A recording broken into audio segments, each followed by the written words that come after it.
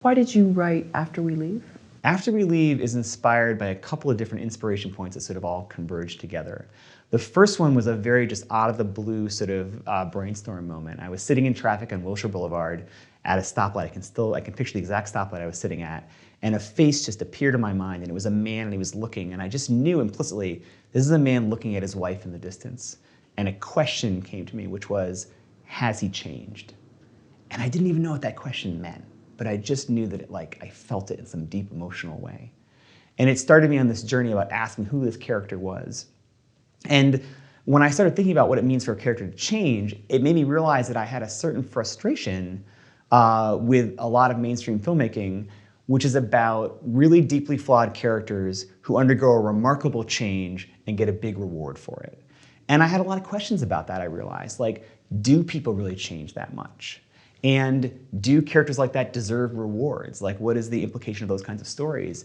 And it set me on a path to developing the character for this movie, which I do think of as being a meditation a little bit on how much people can change and what they get for that change, and the limits of what a certain kind of sort of white male protagonist can achieve, contrary to what I think is sort of a dominant form in Hollywood storytelling. When did you begin writing the script? I wrote the movie, I always say, when Obama was still president, and people thought it was a pessimistic take on the future. And having now gone through production and releasing it in our current political era, I think it's actually now sadly more prescient. But the truth was, when I was writing it, I was thinking about big trends in the world and what the future might look like. I mean, that's one of the beauties of science fiction, is that it can be this way to reflect on the present in a different way. And it doesn't always have to be negative. I know, was it Ursula K. Le Guin would speak of that. It doesn't always have to be gloom and doom. And yeah, and the truth is, I don't think about the film as being negative. I more think about it asking questions about the implications of certain trends now and where they will go.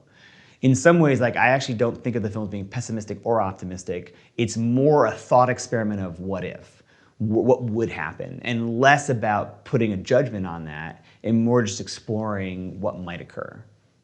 Sure.